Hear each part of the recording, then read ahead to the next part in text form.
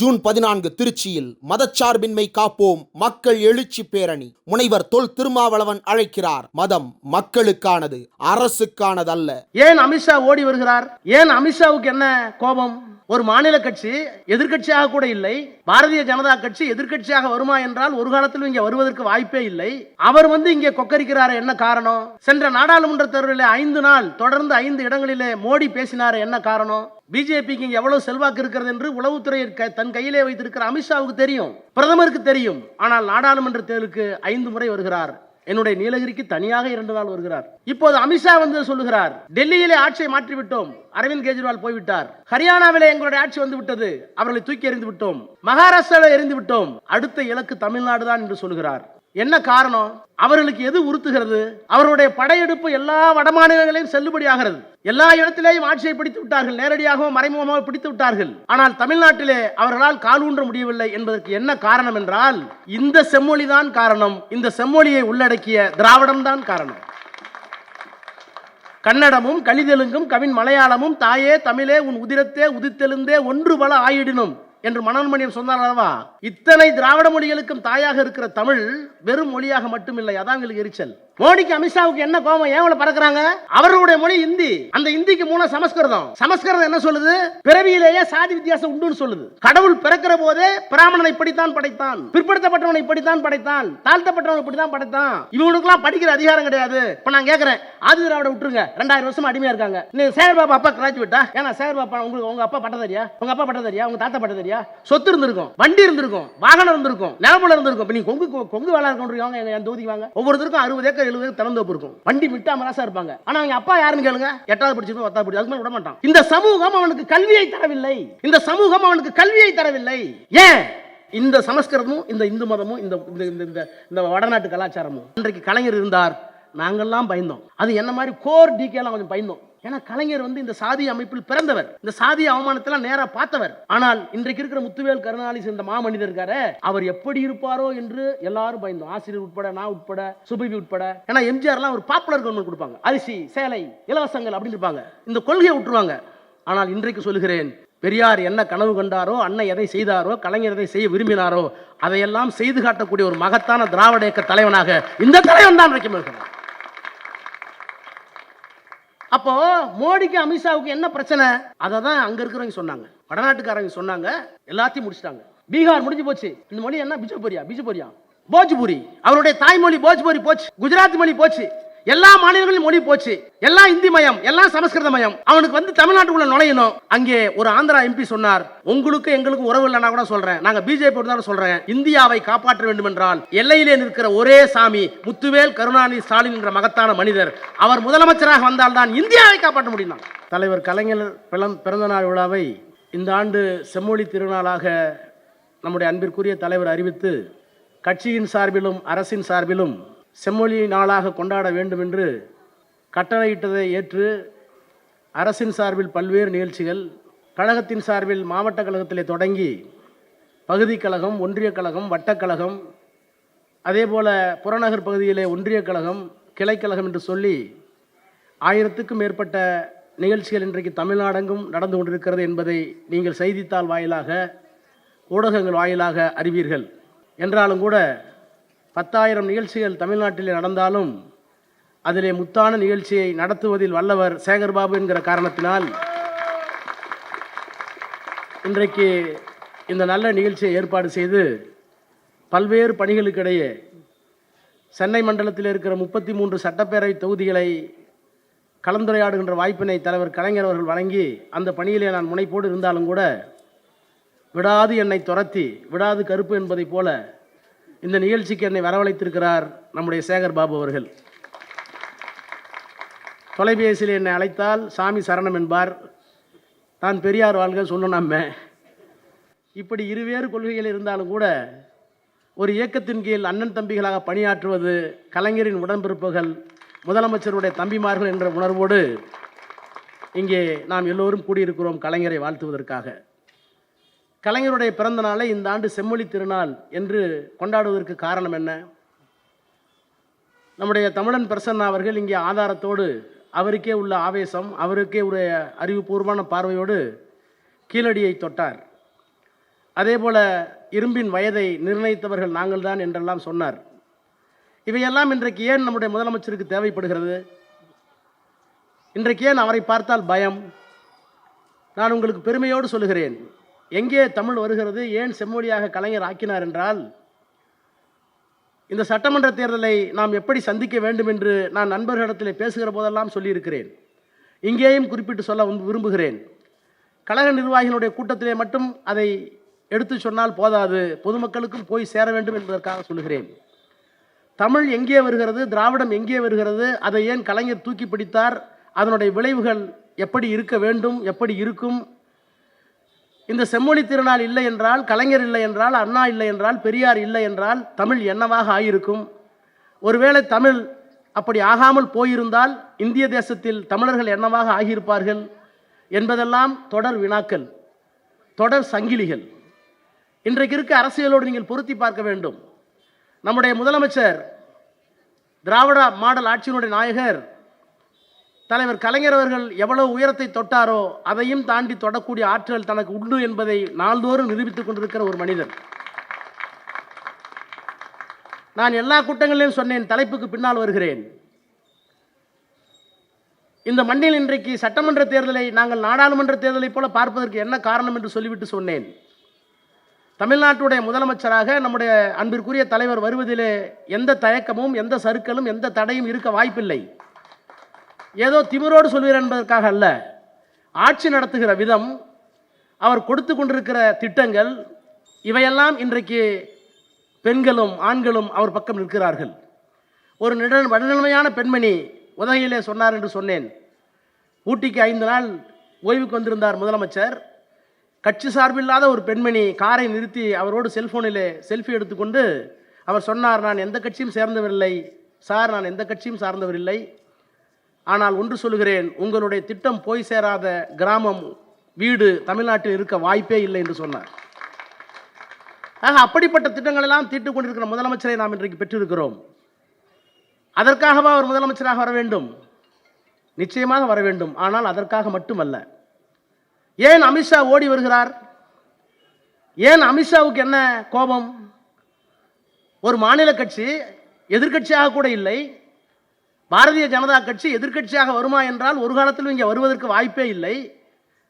அவர் இங்கே கொக்கரிக்கிறார், என்ன காரணம்? சென்ற நாடாளுமன்ற தேர்தலில் 5 நாள் தொடர்ந்து 5 இடங்களிலே மோடி பேசினார், என்ன காரணம்?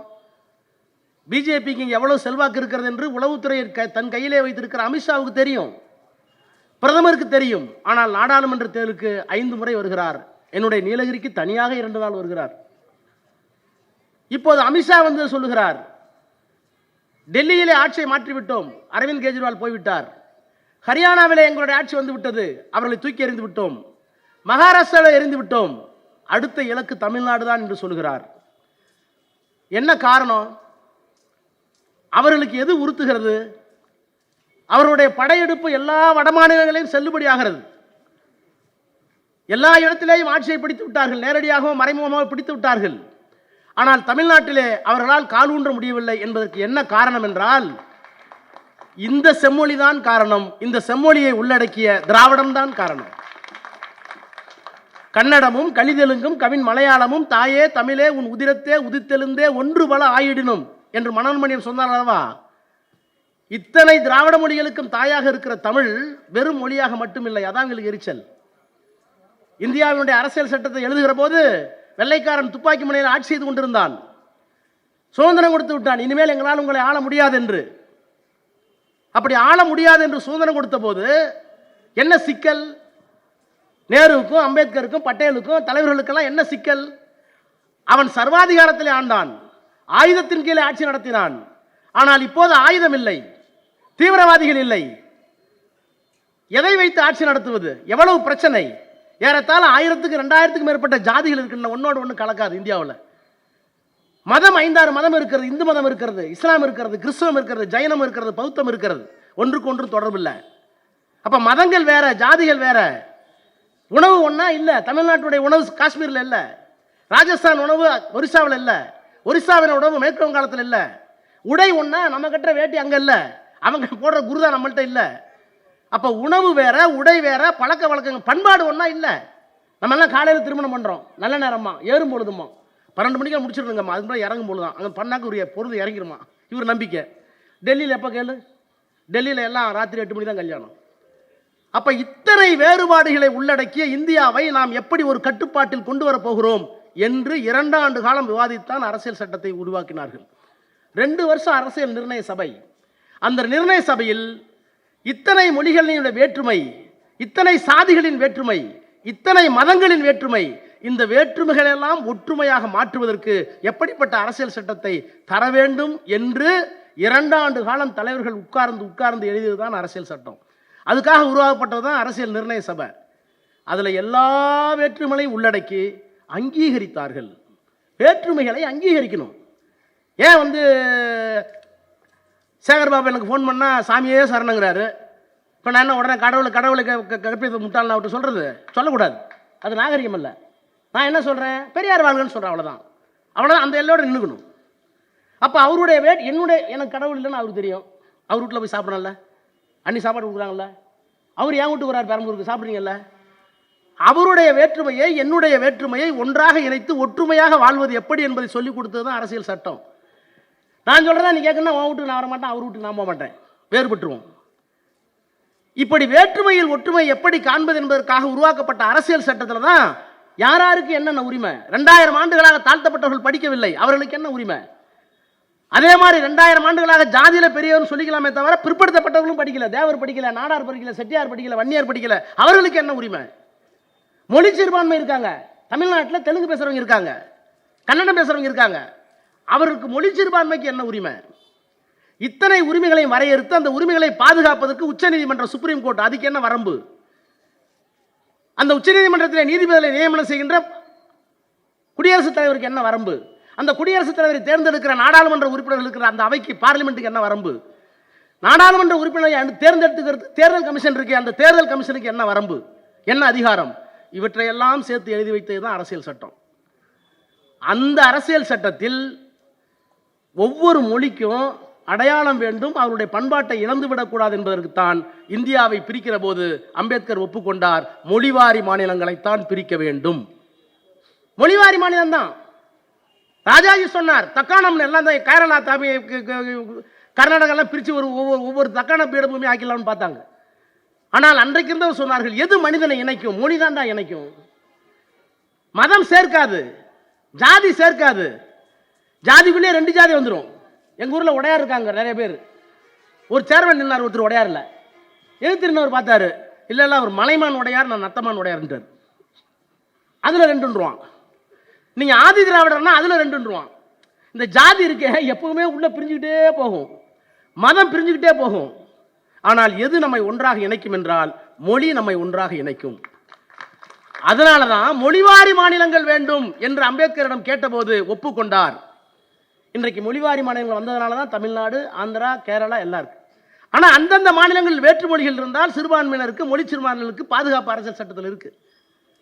ஆக இப்படி உருவாக்குவதற்கு காரணம், மொழி அடிப்படையில் உருவாக்குவதற்கு காரணம், இந்தியாவில் எத்தனை பிரிவினைகள் இருந்தாலும் அத்தனை பிரிவுகளிலேயும் பண்பாட்டோடு நாகரிகத்தோடு ஒரு பிரிவினை இருக்க வேண்டும் என்று சொன்னால் எல்லா பிரிவினையும் போகணும். மதம் இல்லாமல் மனுஷன் வாழலாம், மதம் இல்லாமல் மனுஷன் வாழலாம்ல, ஜாதி இல்லாமல் மனுஷன் வாழலாம்ல. ஒருத்தனுக்கு ஜாதி வேணாம், இப்போ வந்துருச்சு, சர்டிஃபிகேட் வந்துருச்சு. எனக்கு ஜாதி வேணாம்னா சர்டிஃபிகேட் கொடுத்தா அவன் தாசில்தார், ஜாதியற்றவன். எனக்கு எந்த மதமும் வேணப்ப, எனக்கே எந்த மதமும் வேணாம் சொல்கிறேன். என்ன இந்து நீங்கள் சொல்கிறீங்க, நான் இந்து இருக்க விரும்பல, என்ன பண்ணுவீங்க. நான் கோயிலுக்கு போகிறதில்ல, நான் சிவன் கோயிலுக்கும் போகிறதில்ல, விஷ்ணு கோயிலுக்கும் போகிறதில்ல. ஆனால் என்ன இந்துங்கிறீங்க, நான் இருக்க விரும்பல, என்ன பண்ணுவீங்க. ஆனால் வாழலாம்ல, எனக்கு மதம் இல்லைன்னா வாழலாம்ல, சுவாசிக்கலாம்ல, இந்த உலகத்தில் வாழலாம்ல, சாப்பிடலாம்ல. மொழி வேணான்னு சொல்லிட்டு எவனா இருந்து பார். நான் பேசவே மாட்டேன், மொழியே வேண்டாம், இருக்க முடியுமா, நீ காட்டுக்கு தான் போகணும். அப்போ மதம் இல்லாமல் வாழலாம், சாதி இல்லாமல் வாழலாம், வாழ முடியும். ஆனால் மொழி இல்லாமல் வாழ முடியாது. அது அவன் உணர்வோடு வாழ்வோடு கலந்த ஒன்று. ஆனால் தமிழுக்கு என்ன சிறப்பென்றால் அங்கேதான் பெரியார், அண்ணா, கலைஞர் எல்லோரும் வருகிறார்கள். ஒரு மொழி பரிவர்த்தனைக்கான பாஷை, என் உணர்வு அவனுக்கு சொல்லணும், அவன் உணர்வு இவனுக்கு சொல்லணுன்றதா மொழி. ஆனால் இந்த மொழிதான் உலகத்திற்கு அறத்தை சொன்ன ஒரே மொழி. இந்த மொழிதான் வாழ்வியலை சொன்ன ஒரே மொழி. அதனால தான் உலகத்தில் எல்லாமே நீகிரோவுக்கு சண்டை இருக்குது, வெள்ளைக்காரனுக்கு சண்டை இருக்குது, மங்கோலியனுக்கு சண்டை இருக்குது, நிறத்தால் சண்டை, ஜாதியால் சண்டை, மதத்தால் சண்டை, கண்ணுக்கு தெரிகிற நிறத்தால் சண்டை கூட ஓரளவு தெரியுது. இவன் கருப்பாக இருக்கான், வெள்ளையாக இருக்கான், பரவாயில்ல. மங்கோலிய முகம் தட்டையாக இருக்குது, அவன் முகம் தட்டையாக இருக்குது. ஆனால் இந்தியாவில் ஜாதியை உருவாக்குனாங்க பாருங்கள் பிராமணர்கள், இந்து மதம். எதுவுமே கண்டுபிடிக்க முடியாது. இப்போ நான் கேட்குறேன், இங்கே உட்காந்துருக்க யாராவது ஒரு தங்கச்சியை ஒரு அக்காவை எந்திரிச்சு முகத்தை வச்சு எந்த ஜாதின்னு சொல்லிடுவீங்களா? எந்த ஜாதின்னு சொல்லிடுவீங்களா? யாராச்சும் ஒரு சொல்ல முடியுமா? முகத்தை வச்சு, நடமுடையை வச்சு, உடைய வச்சு, கண்ணை வச்சு கருப்பாக இருக்கிறவரெல்லாம் ஆதி திராவிடன்னு சொல்லிடுவீங்களா? கருப்பை தேவரில் கருப்பே இல்லையா? இப்போல்லாம் ஐயர்லேயே கருப்புன்ட்டாங்க. சிக்கல் அங்கே தான். அப்போ யாரையும் பார்த்து ஜாதி சொல்ல முடியாது. நான் தான் அடிக்கடி சொல்லுவேன், இந்த ஜாதி தெரியணுங்கிறவன் பாடுற சேட்டையை பார்த்தீங்கன்னா, நீ பக்கத்தில் பஸ்ஸில் உட்காந்து பாருங்க. உட்காந்து ஒன்றா எந்த ஊருங்க அம்மா? நான் சென்னைங்க. அப்படி நான் சொல்கிறேன் சென்னைங்கன்னு சொல்லுவேன். சென்னையிலங்க என்ன பண்ணுறீங்க? நான் வக்கீலாக இருக்குங்க. சரி, வக்கீல் எந்த கோர்ட்லைங்க? ஹைகோர்ட்லிங்களா, எக்மோர்லிங்களா? எக்மோர்லிங்க. சேகர் பாபு தெரியுங்களா? சொந்தங்களா? இல்லைங்க, நாயுடு இல்லை, அவுட். சேகர் பாபு இல்லைன்னா நாயுடு அவுட். இப்படி இந்த பிரசன்னா அவங்களோட இருக்காருங்களா? பிரசன்னா இல்லைங்க, பிரசன்னா இல்லைங்க. பிரசன்னா சொந்தக்காரங்களாம் இல்லை. அப்போ இவர் ஆதி திராவிடர் இல்லை. ஒன்று ஒன்றா அவன் கழிக்கப்படுற பாடு. நேராக ஜாதியை கேட்க முடியாமல் என்ன காரணம்னா ஜாதி தெரியாது. உண்மை அதல்ல. யாரு மேலே கீறுனாலும் ரத்தம் ஒன்று தான். ஆக மொத்தம் பிறந்ததெல்லாம் 10ஆம் மாதம் தான் நம்பார் பட்டுக்கோட்டை அழகிரி. அதுதான் உண்மை. ஜாதி பொய். ஆனால் அதை தூக்கிட்டு தான் அலையிற வேறுபாடு. நீங்கள் ஒன்றும் வேணாம், நீங்கள் ஒரு ஒரு ஆஸ்பத்திரிக்கு போங்க. ஒரு ஆஸ்பத்திரி யாராச்சும் ஒருத்தருக்கு யார் மற்றவங்க சொல்ல கோச்சிங்க, பகுத்தறிவாதி என் தங்கச்சி மதிவதனைக்கு ஒரு ஒரு ஒரு ஒரு சின்ன ஆக்சிடென்ட்டு. அது ஒரு ஆக்சிடென்ட் வச்சுங்க, ரத்தம் ஏற்றணும். என்னம்மா ஜாதின்னு சொல்கிறாங்கப்பா? உனக்கு என்ன இல்லை, என்ன காசு உனக்கு என்ன? அதே எனக்கு தெரியாது. உனக்கு சொல்லுவாங்களே, இந்த சமுதாயத்தில் உனக்கு சாதி வச்சுருப்பாங்களே அடையாளம், நீ விரும்பலனாலும் ஏதோ ஒன்று வச்சுருப்பாங்க. ஒரு நாடாரோ செட்டியாரோ. இப்போ சேகர் பாபுக்கு வச்சுங்க, சேகர் பாபுக்கு ஒரு ரத்தம் ஏற்றணும், 1/2 கிலோ 1/2 லிட்டர் ரத்தம் ஏற்றுன்னு வச்சுங்க. அவர் 100 பேத்துக்கு ரத்தம் கொடுப்பாரு. அவ்வளோ இருக்கு ரத்தம் அவர்கிட்ட. ஒரு பேச்சுக்கு சொல்கிறேன், சேகர் பாபுக்கு ரத்தம் ஏற்றணும் தேவைப்படுது. ஒரு 1/2 லிட்டர் ரத்தம் தேவைப்படுது. உடனே அன்னி போய் என்னுடைய புருஷன் சுத்தமான நாயுடு ரத்தம் தான் ஒன்று சொல்லுவீங்களா? ஏற்றுனா செத்து போடுவீங்க. சேகர் பாபு ஓ பாசிட்டிவ்னா, ஓ பாசிட்டிவ் யாரான்னு கூப்பிட்டா அவன் பறையனா இருப்பான், பள்ளனா இருப்பான், ஜக்கிலியா இருப்பான், ஒட்டனா இருப்பான், எவனோ ஒருத்தர் இருப்பான்.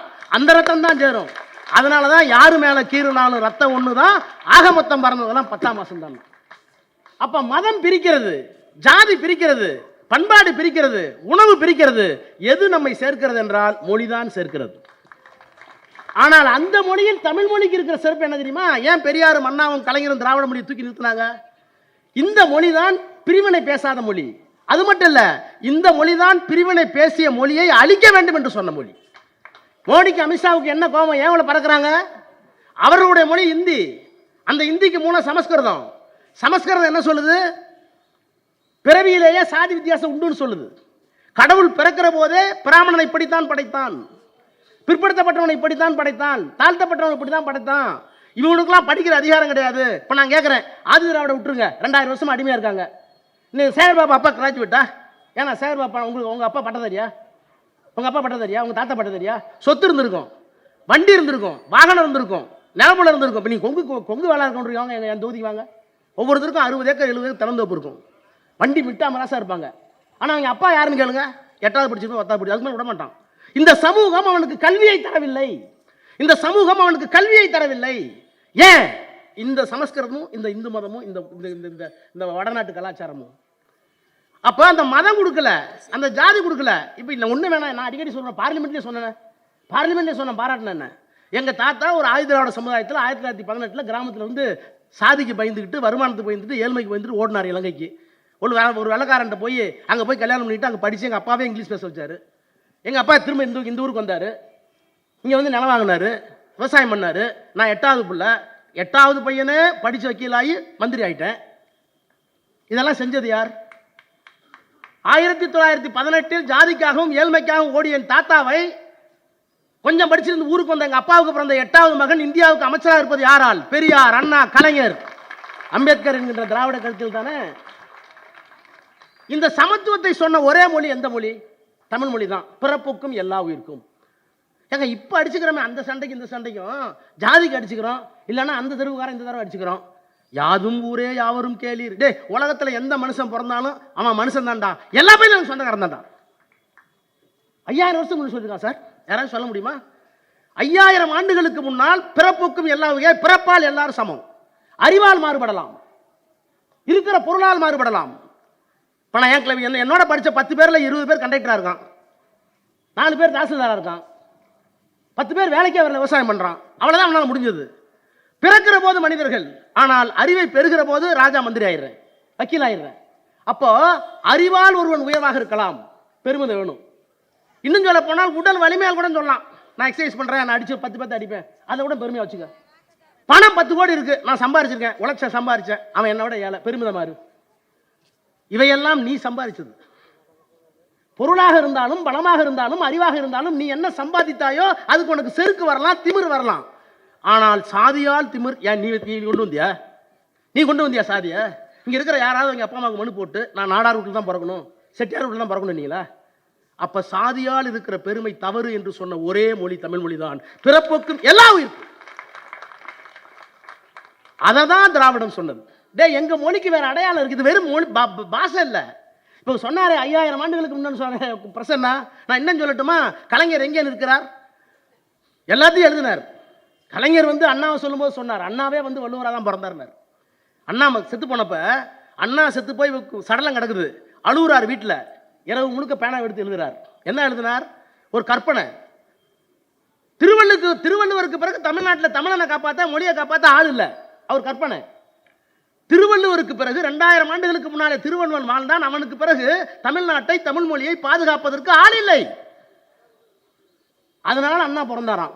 எப்ப போய் தமிழ் அன்னை, தமிழ் தாய் போய் கேட்டாலாம் வள்ளுவர்கிட்ட, வந்து இங்க பிறங்கன்னு. வாடினால் தமிழ் அன்னை, சோகப்பாட்டு பாடினால் தமிழ் அன்னை, ஓடினால் ஓடினால் ஒரு வழியும் கிடைக்கவில்லை. புவியூர் விட்டு புகழூரில் வாழுகின்றான் கவியூர் பெருவேந்தன் குரலாசான். ஆண்டு சென்று அருமை மகனே நீ மீண்டும் தமிழகத்தில் பிறந்திட வேண்டும் என்றான். கேட்டான் போய், எதற்கு? தோன்றுகின்ற இடமெல்லாம் தங்கம் வரும் தமிழகத்தில் நீ மீண்டும் பிறக்க வேண்டும் என்றான். எதற்கு? தங்கம் எடுக்கவா என்றான் குறளோன். அவன் கிண்டல பார் இவரு. உடனே ஏமா தங்கம் எடுக்க கூப்பிடுறான். எதற்கு தங்கம் எடுக்கவா என்றான் குறளோன். இல்லை, தமிழர்கள் மனமெல்லாம் தங்கமாக ஆக்க என்றான். இன்றென்ன ஆயிற்று என்றான். வள்ளுவன் கேட்கிறான், இன்னைக்கு என்னாச்சு? இன்றென்ன ஆயிற்று என்றான். சென்றடைய குடில் இல்லை ஏழைக்கென்றான். ஏழைக்கு குடிசையே இல்லை. குன்றனைய மொழிக்கு ஆபத்து என்றால், இந்த மொழிக்கு ஆபத்துமா? ஏழைதான் கஷ்டப்படுறான். வள்ளுவர்கிட்ட போய் சென்றடைய குடில் இல்லை ஏழைக்கென்றான், குன்றனைய மொழிக்கு ஆபத்து என்றான். உடனே இந்த அம்மா அழுதகண்ணை துடைத்தவாறு தாய்க்கு, தமிழ் தாய்க்கு வள்ளுவர் அழுதகண்ணை துடைத்தவாறு அமுதமொழி வள்ளுவனும், அம்மா நான் எங்கே பிறப்பதென்றான். தொழுத மகன் உச்சி மோந்து ஆழ விழுதனைய கைகளாலே அணைத்து கொண்டு, கற்கண்டே தேன்பாகே திருக்குறளே நீ காஞ்சியிலே பிறந்திடுகின்றான். பிறந்திட்டான் எம் அண்ணனாக, அறிவு மன்னனாக. அப்போ அண்ணா யாராக பிறந்தார் என்றால் வள்ளுவருக்கு பிறகு அவர் பிறந்தார். ஏன் வள்ளுவரை சொல்லணும்? அந்த வள்ளுவருடைய பொதுமறைதான் எல்லா நாட்டுக்கும், எல்லா மொழிக்கும், எல்லா மனிதனுக்கும் பொதுவானது. ஒரே ஒரு திருக்குறளை சொல்லுங்க. காமத்துப்பாலை பாடிருக்காருங்க. அந்த காமத்துப்பாலை பாடி ஒரு ஆணுக்கும் பெண்ணுக்கும் காமம் வந்தால் அந்த பாட்டை இந்த திருவிக்கா நகரில் பாடு, கொளத்தூரில் பாடு, அந்த குரலை கொண்டு போய் ஆசிரியர்களை சொல்லு. மாற்றம் உண்டா? கிடையவே கிடையாது. அதில் சொல்லப்பட்டிருக்கிற எல்லா அறப்பொருளும் எந்த நாட்டுக்கும், எந்த மொழிக்கும், எந்த இனத்திற்கும், எந்த மனிதனுக்கும் பொருந்தும். அப்படி ஒரு இலக்கியத்தை, திருக்குறளை 2500 ஆண்டுகளுக்கு முன்னால் கொண்டிருந்த ஒரு மொழி தமிழ் மொழி. அந்த மொழி இன்னொரு மொழிக்கு சிறப்பு இல்லை. அந்த மொழி என்ன சொல்லுதுன்னா, நீ ஜாதியால பிரிக்கணும், பெண்ணில் பெருந்தக்க யாவுடனால வள்ளுவேன். இல்லை, பெண்ணை விட பெருமை என்னடா இருக்கு? பெண்ணாக பிறப்பதுதான் பெருமைன்னு சொன்னான் வள்ளுவன் 2500 ஆண்டுகளுக்கு முன்னால். அந்த பெண்ணை வந்து பாவையோனில் பிறந்தவர்கள் சமஸ்கிருதம், பிராமணர்கள், அவால். பெண்கள்லாம் பாவம், படிக்காத. அப்போ இந்த மொழி எந்தெந்த தத்துவத்தை எல்லாம் சொன்னதோ அந்த தத்துவம் எல்லாம் உலக பொதுமறை, யூனிவர்சல் பிரதர்ஹுட் அம்பேத்கர் சொல்வார். உலக சகோதரத்துவம், மானுட சமுத்திர நானன்று குணு பாவேந்தர் பாரதிதாசன் சொல்லுவான். நாம் எல்லோரும் மனிதர்கள். அப்படி ஒரு விசாலமான பார்வையை கொண்டிருந்த ஒரு மொழி இருக்கிறது என்றால் அது தமிழ். அதையும் தாண்டி கலைஞர் சிந்திச்சார். இந்த மொழி இன்னும் மக்கள்கிட்ட போய் சேரலையான்னார். இப்போ நானே கூட தமிழ்லாம் கொஞ்சம் ஆர்வம் அப்போ இருந்தது, ரொம்ப இருந்தது வக்கீலாகிறதுக்கு முன்னாடி. ஆனால் இந்த தொல்காப்பியம்னு ஒன்று கலைஞர் எழுதின பிற்பாடு தானே அது ஒரு அறிவியல் மொழின்னு தெரிஞ்சு வந்தது. யாருக்காவது தெரியுமா? தொல்காப்பியம்னா எங்கெல்லாம் பயமாக இருக்கும், மார்க் வாங்கணுமா, ஐயோ இலக்கானமாச்சேன்னு. ஆனால் அந்த தொல்காப்பிய பூங்கான ஒரு புத்தகம் எழுதி அந்த தொல்காப்பியத்துக்கு உள்ளே போய் என் மொழியும் இனமும் 3000 ஆண்டுகளுக்கு முன்னால் எப்படி இருந்தது என்று எழுதிய தலைவனை பார்த்தால் அந்த பேனாவுக்கு மீண்டும் மீண்டும் முத்தம் கொடுக்கலாம். இந்த ஒன்றும் இல்லாமல் உயிர் இனங்கள் எத்தனை உயிர் இனங்கள் டார்வின் தத்துவம் ஒரு ஒரு ஒரு 150 வருஷத்துக்கு முன்னாடி வந்துச்சு. ஒரு 150 ஆண்டுகளுக்கு முன்னாலே வந்தது தான் டார்வினுடைய தத்துவம். அந்த டார்வின் தத்துவம் என்ன சொல்லுச்சு? மனுஷன் கடவுளால் படைக்கப்படல, ஒவ்வொரு உயிரியா இருந்து வளர்ந்து வளர்ந்து வளர்ந்து வந்தான். ஒரு செல் உயிரி ஒரு உயிரி ஒரு செல்லா இருந்து அப்புறம் நாக்குப்பூச்சி ஆகி அப்புறம் நத்தை ஆகி அப்புறம் ஆமை ஆகி ஒரு செல் உயிரி 2 செல் உயிரி 3 செல் உயிரி 4 செல் உயிரி 5 இப்போ இந்த அறிவு ஒவ்வொரு அறிவா மாறி பரிணாம வளர்ச்சியில் படிநிலையில் கடைசியா மனிதன் சிந்திக்கிற ஆற்றலை பெற்றான். இதான் குரங்கு இருக்கு. குரங்கு இந்த குரங்கெல்லாம் பார்த்து சிம்பன்ஸ்லாம் பார்த்துருக்கீங்களா? குரங்கெல்லாம் நம்ம மாதிரி நடக்கும், ஆனா பேச முடியாது. எல்லாம் பிடிக்கும். நம்ம எப்படி ஆப்பிள் கடி சாப்பிடும் அதே மாதிரி சாப்பிடும். காப்பி பிடிக்கும் அதே மாதிரி பிடிக்கும். பேப்பர் படிக்குங்க, ஆனா படிக்க தெரியாது. நம்ம மாதிரி இருக்கும். அப்போ ஒரு அறிவு எது, 2 அறிவு எது, 3 அறிவு எது, 4 அறிவு எது, 5 அறிவு எது, 6 அறிவு எது? இதை சொல்லி நோபல் பரிசு வாங்கி போயிட்டான் ஒருத்தன் 150 வருஷத்துக்கு முன்னால. ஆனா எம்ம தாத்தா திருவள்ளுவர் அப்படியே சொல்லியிருக்காரு. கலைஞர் தான் சொன்னார், ஓரறிவு அறிவே உற்றதறிவு அறிவே. நாக்கு பூச்சி தொட்டினா சுருண்டுக்கும், அதுக்கு கண்ணு கிடையாது மூக்கு எதுவும் கிடையாது. ஒரு அறிவுடா உயிர் எங்கள்கிட்ட. அந்த ஒரு அறிவுள்ள உயிர் தெரியுமா? நாக்கு பூச்சி தொட்டினா உற்றதறி தொட்டா சுருங்கும். 2 அறிவு அறிவே அதனோடு நாக்கே. 2 அறிவு உள்ள உயிர் இருக்குடா படைப்புல. நாக்கு மட்டும்தான் நீட்டும், அது போய் பட்ட டக்கு துணிடும். 3 அறிவு அதுவே அதனோடு மூக்கே, மூக்கு மட்டும் இந்த 3 இருக்கும். 4 அறிவு அதுவே அதனோடு கண்ணே. கண்ணு இல்லாத உயிர் எத்தனை இருக்கு பத்தியா? கண்ணு பல உயிருக்கு இருக்காது. என்ன கம்பளி பூச்சி உயிர் இருக்கா? கண்ணு இருக்கா? ஒன்றும் இருக்காது. 4 அறிவு அதுவே அதனோடு கண்ணே. அப்புறம் காது பல பேத்துக்கு இருக்காது, பல உயிருக்கு இருக்காது. 4 அறிவு அதுவே 5 அறிவு அதனோடு செவியே. 6 அறிவு அதுவே அதனோடு மனநே, சிந்திக்கிற ஆற்றல். இப்படித்தான் உயிரினங்கள் வந்தது என்று 3500 ஆண்டுகளுக்கு முன்னால் சொன்ன தொல்காப்பியனை 3500 ஆண்டுகளில் புலவர்கள் மட்டுமே படித்த தமிழை கொண்டு வந்து டார்வின் தத்துவத்தை நாங்கள் 3000 ஆண்டுகளுக்கு முன்னாலே கண்டுபிடித்து விட்டோம், அதுதான் என் தமிழ் என்று சொன்ன பெருமை கலைஞரின் பேனாவுக்குத்தான் உண்டு. இன்னொன்று சொல்லட்டுமா? நியூட்டனை படிச்சிருப்பீங்க. நியூட்டனுடைய விதி, வெயிட் ஆஃப் தி யூனிவர்ஸ். தம்பிங்க யாராச்சும் சயின்ஸ் படிச்சிருப்பீங்க, 7வது 8வது வந்துடும், பெரிய எல்லாம் இல்லை. Weight of the universe is constant. இந்த உலகத்தின் எடை மாறாது. எத்தனை வருஷம் முன்னாடி சொன்னா? சும்மா 100 வருஷம் சொன்னான் நியூட்டன். இந்த உலகத்தின் எடை மாறாது. இப்போ சென்னையில் வந்து நான் வரும்போது இவ்வளோ கட்டடம் இல்லை. 25 வருஷத்துக்கு முன்னாடி வந்தேன், டூரிஸ்ட் வந்தேன். அப்போ இவ்வளோ கட்டடம் இருந்துச்சா? இல்லை. இப்போ சென்னையில் இவ்வளோ கட்டடம் வந்துருச்சு, அதனால சென்னையோட எடை கூட்டி போகுமா? கூடாது. இத்தனை மனிதர்கள் பிறந்தார்களே, எங்க தாத்தா பாட்டன் கூட்டம் எல்லாம் செத்து போயிட்டானே நம்ம வீட்லயே. இவ்வளவு பேர் செத்து இங்க புதைச்சமே, அதெல்லாம் பாரம் ஆயிடுச்சா? காணாது போச்சு. ஒன்று எரிச்சிட்டோம், இல்லைன்னா புதைச்சிட்டோம், எல்லாம் போயிடுச்சு. இத்தனை கட்டடங்கள் வந்தது எங்க போச்சு? வேட ஏறிச்சா? இல்லை. ஒன்று வேணா இந்த மைக்கு இரும்பு, இந்த மைக் என்ன அப்படி சொல்லி செஞ்சிட்டோமா? இந்த மைக்குக்காக எங்கோ ஒரு இரும்பு வெட்டப்பட்டிருக்கிறது. இந்த போடியத்திற்காக எங்கோ ஒரு மரம் வெட்டப்பட்டிருக்கிறது. உங்க வீட்டில் ஒரு கதவு மாட்டீங்கன்னா அந்த கதவு புதுசா வரல, அதுக்கு மரத்தை எங்கேயோ வெட்டிருக்கீங்க. அப்போ இந்த உலகம் பிரபஞ்சம் இருக்கிறதே, இந்த பிரபஞ்சம் எடை மாறாமல் இருப்பதற்கு காரணம் இது பஞ்ச பொருளால் ஆனது. ஒன்று மாறி ஒன்று வரும், அதனால உலகத்தின் எடை மாறாதுன்னு நியூட்டன் சொல்லி நோபல் பரிசு வாங்கிட்டு போயிட்டான். ஆனால் 2000 ஆண்டுகளுக்கு முன்னால் தொல்காப்பியத்தில் கலைஞர் கண்டுபிடித்து எழுதினார், நிலம் தீ நீர் வலி விசும்போடு கலந்த மயக்கம் இவ்வுலகம்.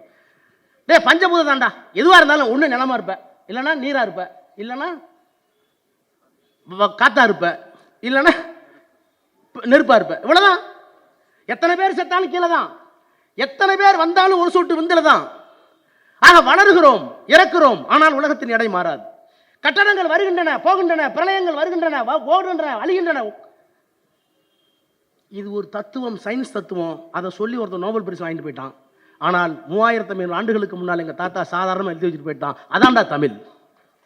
அப்போ உலக பொதுமறை தமிழாக இருக்கிற போது ஜாதி இல்லை மதம்னு சொல்ற மொழி இருக்கு. இந்த மொழி அவனுக்கு ஒப்புமையான மொழி அல்ல.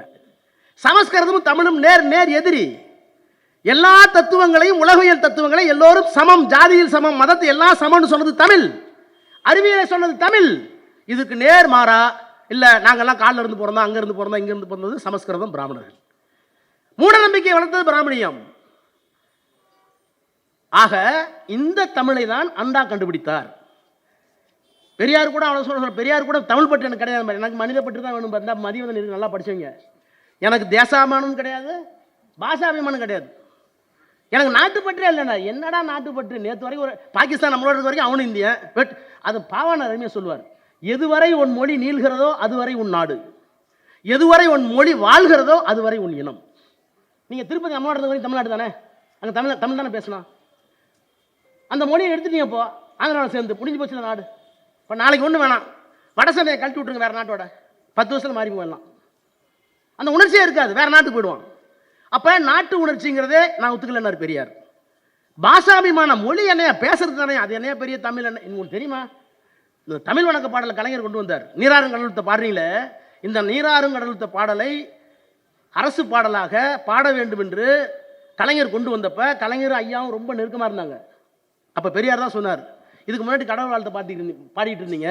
ஐயா சொன்னார், ஐயா இதுக்கு முன்னாடி கடவுள் வாழ்த்து பாடினீங்க, அது ஒரு பைத்தியக்காரத்தனம், அதுக்கு பதிலாக இது ஒரு பைத்தியக்காரத்தனமான்னு கேட்டார். இப்போ தமிழை வாழ்த்து இது ஒரு பைத்தியம். ஏன்னா அவர் மொழியில் மேலே பெரிய பற்று கிடையாது. ஜாதி ஒழின்னு எல்லாரும் சமம், ஆண் பெண் சமம், எல்லாரும் படிக்கணும், எல்லாத்துக்கும் எல்லா வாய்ப்பு வரணும். கலைஞர்கிட்ட போய் கேட்டாங்க, ஐயா அப்படி சொல்கிறாருன்னு. அப்படி சொன்னால்தான் அவர் ஐயா, நான் இப்படி இருக்குன்னா தான் கலைஞர்னார். இதுதான் வேற்றுமையில் ஒற்றுமை. இப்போ ஒன்றும் இல்லை, ஆசிரியரும் கலைஞரும் பேசிக்க மாட்டாங்க. நான் பிஜேபியில் கூட்டணி வச்சப்ப நான் மந்திரியாக இருந்தேன். டெய்லி விடுதலையில் கலைஞர் அட்டாக் பண்ணி வரும். ஆசிரியர் ஒரு பாக்ஸ் போடுவார், மதியம் அப்புறம் ரொம்ப சின்ன பொண்ணு கேளு ஐயா சொல்லுவார். தினமும் கலைஞர் அட்டாக் பண்ணி திமுக அட்டாக் பண்ணி வரும். இவர் விடுதலையை பார்த்தா சங்கடப்படுவார. நான் மறைச்சி வச்சுட்டேன், ஒரு நாள் எழுதியிருக்கேன், கட்டுரை எழுதியிருக்கேன், படிச்சிங்களா? விடுதலையை மறைச்சி வச்சுவிட்டேன் கலைஞர்கிட்ட. விடுதலை எங்கன்னு கேட்டார், வரலைங்க அண்ணா. முரசொலி தவறினாலும் தவறு, விடுதலை தவறாது, பொய் சொல்லாத எடுத்துட்டு வந்தார். நானும் சன்மானம் தான் கொண்டு போய் கொடுத்தோம். ஏடா மோசமாக எழுதியிருக்காரு ஆசிரியர்னு. படித்து பார்த்தாரு, பார்த்தாரு, உன் குருநாதரை காமிச்சு கூடாதுன்னு மறைச்சியா நீ அப்படின்னாரு. ஏன்னா நான் அங்கேருந்து வந்தவன். சொல்லிட்டு சொன்னார், ராஜா இப்படி எழுதினால்தான் அவர் வீரமணி, இல்லை என்றால் அவர் ஈரமணின்னு. நம்ம அரசியலுக்கு ஒரு கூட்டணி வந்துச்சா, தேவைப்பட்டுச்சு. காங்கிரஸ் மோடல்ல அதை என்ன சொல்லி போனோம் கூட்டணிக்கு? பிஜேபி என்ன கொள்கை அடவு வச்சிட்டோமா? இல்லை, அதில் ஒரு வித்த காமிச்சோம். அண்ணா ராஜாஜியோடு உறவு வைத்துக் கொண்டார், கூட்டணி வைத்துக் கொண்டார். என்ன காரணம்? காங்கிரஸை வீழ்த்தணும். காங்கிரஸை வீழ்த்த வேண்டும் என்றால் ராஜாஜியோட கூட்டணி வச்சாரு. ராஜாஜி என்ன பண்ணாரு? பிராமணர்களே பிராமணர்களே நான் சொல்லுகிறேன், ராஜகோபாலாச்சாரி சொல்லுகிறேன், உங்கள் குளத்திலே பிறந்த நான் சொல்லுகிறேன், ஒரு கையில் பூணூலை பிடிச்சிக்கிட்டு இன்னொரு கையில் உதவி சொல்லி ஓட்டு போடுனார். கரெக்டாக கேட்டான் எல்லாரும். ஐயா நம்மால் சொல்லிட்டார். எல்லாரும் ஒரு கையில் உதவி பூணூலை பிடிச்சிட்டு எல்லாம் உதவி சொல்ல ஓட்டு போட்டான். அண்ணா ஆட்சி வந்துட்டார். ஆட்சி வந்துட்டு வண்டியை நேராக பெரியார்ட்ட விட்டார், திருச்சிக்கு போய் அவர் காலில் விழுந்தார். இந்த ஆட்சி உங்களுக்கு காணிக்கையினார். பெரியார் எல்லாத்தையும் திட்டுறவர், அழுது வெக்கப்பட்டு கட்டி பிடிச்சி அழுதார். இந்த ஆட்சி உங்களுக்கு காணிக்கையினார். அப்போ ராஜாஜி கோவப்பட்டு சொன்னார், தேனிலவும் முடிந்து விட்டது. பொண்ணு மாப்பிள்ளை கல்யாணம் ஆகணும்னா தேனிலவும் முடிந்து விட்டதுனார். அண்ணாட்ட வந்து தேனிலவும் முடிஞ்சு போச்சுன்னு ராஜாஜி சொல்கிறார். நாங்கள் உண்மைதான், தேனிலவும் முடிந்து விட்டது, வாழ்க்கை ஆரம்பித்து விட்டது. ஏன்னா கல்யாணம் பண்ண தினமும் வேணியில் போக முடியும். 1 மாதம் போகலாம், 2 மாதம் போகலாம். அப்புறம் வந்து புள்ள சமயக்கட்டில் புதுசாக படிக்கணும், போகணும், எல்லாம் பார்க்கணும், இல்லை முடி. அப்போ தத்துவத்தை இழக்காமல் எப்படி அண்ணா செய்தோரோ அதை போலவே பிஜேபியோட வாஜ்பாயோட கூட்டணி வைத்தார். உண்மைதான், ஆசிரியருக்கு பிடிக்கல, வீரமணிக்கு பிடிக்கல. ஆனால் என்ன சொன்னோம்? நாங்கள் கூட்டணியில் இருக்கிற வரை அயோத்தியில் மசூதி இருந்த இடத்தில் ராமர் கோயில் கட்டக்கூடாது. 1. காஷ்மீருக்கு வழங்கப்பட்ட 370 அந்த பிரிவை எடுக்கக்கூடாது, அது அவர்களுக்கு இருக்கிற உரிமை. எல்லாத்துக்கும் ஒரே சிவில் சட்டங்கிறிய அந்த சட்டம் கூடாது. இந்துக்கு தனி சட்டம், முஸ்லீமுக்கு தனி சட்டம், கிறிஸ்டின் தனி சட்டம், அதை ஒன்றாக்க கூடாது. இதுதான் இங்கே ஜீவாதார கொள்கை. பிஜேபியுடைய ஜீவாதார கொள்கை அதுதான். அண்ணா எப்படி முடிவெடுத்தாரோ அதை போல வாஜ்பாயை கூப்பிட்டு, நான் உன்னோட கூட்டணியில் இருக்கும்னா ஒழுங்காக அந்த 3 எழுதி கையெழுத்து போடணும், கையெழுத்து வாங்கிட்டு தான் போகணும். அதனால தான் திமுக கூட்டணியில் இருக்கிற வரை அவங்களால ராமர் கோயில் கட்ட முடியல, 370 எடுக்க முடியல. இன்றைக்கு எல்லாத்தையும் கட்டி முடித்து விட்டார்கள். அப்ப அரசியல் தளம் மாறினால் கூட தமிழை, தமிழ் இனத்தை, திராவிடத்தை காப்பாற்றுகின்ற தகுதியுள்ள ஒரு தலைவனாக எப்படி பெரியார் இருந்தாரோ, அண்ணா இருந்தாரோ, அன்றைக்கு கலைஞர் இருந்தார். நாங்கள்லாம் பயந்தோம். அது என்ன மாதிரி கோர் டிகேலாம் கொஞ்சம் பயந்தோம். ஏன்னா கலைஞர் வந்து இந்த சாதி அமைப்பில் பிறந்தவர், இந்த சாதி அவமானத்தெல்லாம் நேராக பார்த்தவர். ஆனால் இன்றைக்கு இருக்கிற முத்துவேல் கருணாநிதி இந்த மாமனிதர் இருக்காரு, அவர் எப்படி இருப்பாரோ என்று எல்லாரும் பயந்தோம். ஆசிரியர் உட்பட, நான் உட்பட, சுபவி உட்பட. ஏன்னா எம்ஜிஆர்லாம் ஒரு பாப்புலர் கவர்மெண்ட் கொடுப்பாங்க, அரிசி, சேலை, இலவசங்கள் அப்படின்னு இருப்பாங்க. இந்த கொள்கையை விட்டுருவாங்க. ஆனால் இன்றைக்கு சொல்லுகிறேன், பெரியார் என்ன கனவு கண்டாரோ, அண்ணன் எதை செய்தாரோ, கலைஞர் எதை செய்ய விரும்பினாரோ அதையெல்லாம் செய்து காட்டக்கூடிய ஒரு மகத்தான திராவிட இயக்க தலைவனாக இந்த தலைவன் தான் இன்றைக்கு இருக்கிறார். அப்போ மோடிக்கு, அமித்ஷாவுக்கு என்ன பிரச்சனை? அதை தான் அங்கே இருக்கிறவங்க சொன்னாங்க, வடநாட்டுக்காரங்க சொன்னாங்க. எல்லாத்தையும் முடிச்சிட்டாங்க. பீகார் முடிஞ்சு போச்சு. இந்த மொழி என்ன? பிஜுபுரியா போஜ்புரி. அவருடைய தாய்மொழி போஜ்புரி போச்சு. குஜராத் மொழி போச்சு. எல்லா மாநிலங்களிலும் மொழி போச்சு. எல்லாம் இந்தி மயம், எல்லாம் சமஸ்கிருத மயம். அவனுக்கு வந்து தமிழ்நாட்டுக்குள்ள நுழையணும். அங்கே ஒரு ஆந்திரா எம்பி சொன்னார், உங்களுக்கு எங்களுக்கு உறவு இல்லைன்னா கூட சொல்றேன், நாங்க பிஜேபி தான் சொல்றேன், இந்தியாவை காப்பாற்ற வேண்டும் என்றால் எல்லையிலே நிற்கிற ஒரே சாமி முத்துவேல் கருணாநிதி ஸ்டாலின் என்ற மகத்தான மனிதர், அவர் முதலமைச்சராக வந்தால்தான் இந்தியாவை காப்பாற்ற முடியும். எனவே பெரியார் வாழ வேண்டும் என்றால், அண்ணா வாழ வேண்டும் என்றால், கலைஞர் வாழ வேண்டும் என்றால், திராவிடம் வெல்ல வேண்டும் என்றால் இந்த மகத்தான தலைவனுக்கு முன்னால் அணிவகுத்து நிற்போம். நன்றி, வணக்க, வாழ்க கலைஞர்.